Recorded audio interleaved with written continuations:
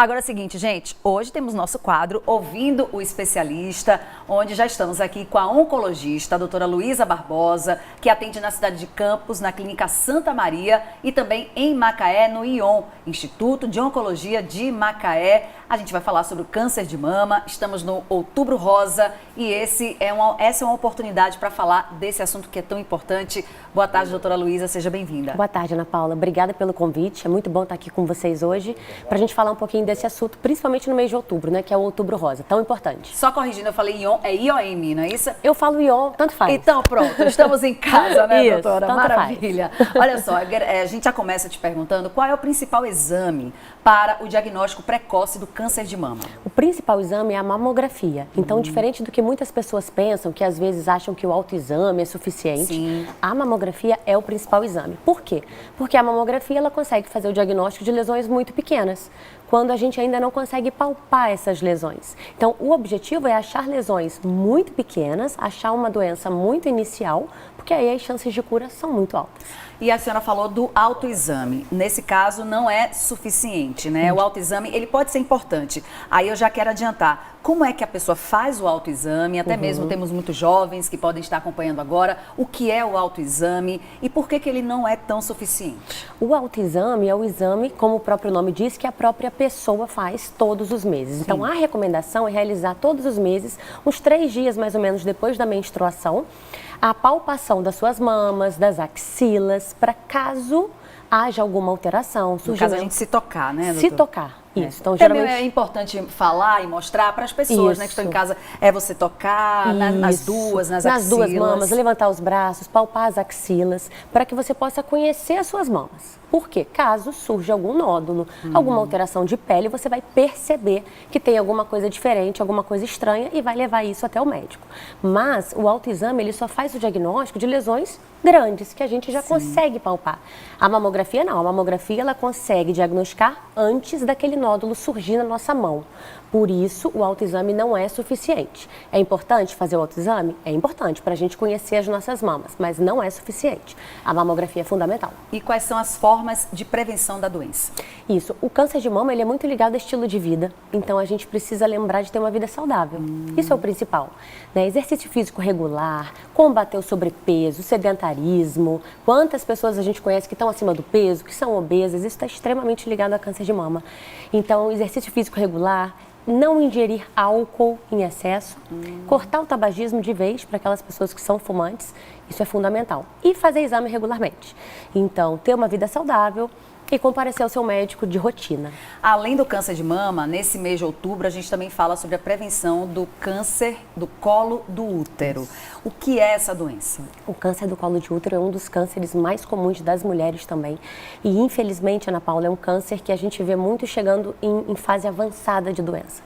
Mulheres super jovens que não fazem preventivo, porque a forma de fazer o diagnóstico é por um exame tão simples que é o preventivo.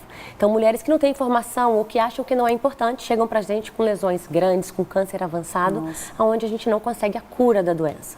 Então, o câncer do colo de útero também precisamos chamar atenção no mês de outubro, porque tem cura, né? Precisa fazer exame de rotina, que é o preventivo. Toda mulher que já iniciou sua vida sexual tem que comparecer ao ginecologista para fazer o Papa Nicolau, que é aquele exame tão simples. Sim, sim. Né? E existem os sintomas? Tem como a gente perceber algo? Tem como, mas os sintomas surgem quando a doença está avançada. Então, quando a doença começa a surgir do colo de útero, por exemplo, você não sente nada. À medida em que ele vai avançando, pode dar corrimento, dor para ter relação sexual e nessa fase, geralmente, é uma doença mais avançada. Então, a gente não quer diagnosticar nessa fase. Sim. A gente quer diagnosticar quando a mulher ainda não está sentindo nada. Então, só por meio do exame de rotina a gente consegue isso. Agora, doutora, a partir de que idade a mulher pode fazer a mamografia? A mamografia, hoje, a recomendação da Sociedade Brasileira de Mastologia é a partir dos 40 anos. Antigamente, a gente falava 50 anos. Sim, então está reduzindo? Está reduzindo. Por quê? Porque o câncer de mama está mais incidente. hoje em dia em mulheres mais jovens. Então, a partir dos 40 anos, mesmo a mulher que não sente nada, ela deve comparecer ao seu médico para que faça a mamografia. Agora a gente fala sempre das doenças, mas tem algo que vem me chamando a atenção e eu também reparo muito nessas falas dos médicos que, além de tudo isso, além também da parte genética, do que está acontecendo, existem outros fatores que podem também interferir e contribuir. E eu quero chamar a atenção, por exemplo, para o estresse. Hoje a gente vê o estresse como um dos fatores que tem influenciado em várias doenças, né, da nossa vida. Como é que a senhora vê essa relação dessa parte, né, que é ligada à mente, que é ligada à questão da nossa, de ser saudável, de não ser saudável, de ter um equilíbrio? Isso interfere de fato e pode até ocasionar nessas doenças mais graves? Isso. O que a gente imagina é que o estresse ele está indiretamente relacionado ao surgimento do câncer. Por quê? Porque a pessoa estressada, ela tem uma vida que não é saudável na maioria das vezes. Ela não faz atividade física regular, ela não se alimenta bem, ela pode fumar. Então, a gente sabe que o estresse, ela leva a um estilo de vida pior e aí sim leva ao câncer. Então, uma comprovação de que o estresse causa diretamente, a gente ainda não tem uma comprovação científica. Mas com certeza indiretamente, porque é uma pessoa que ela não vai estar relaxada, ela vai ter problemas para ter a vida saudável, né? Então ela vai ter um fator de risco extremo para o câncer.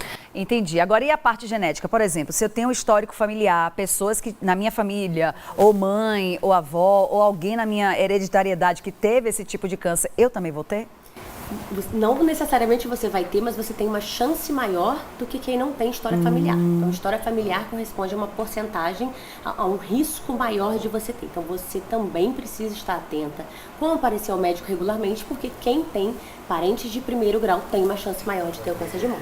O exame tem que ser feito durante todo o ano, cuidado com a nossa saúde, mas outubro a gente reserva para lembrar as mulheres da importância da mamografia. Agora, tem uma vacina que a gente não pode deixar de tocar nesse assunto, que é a vacina do HPV.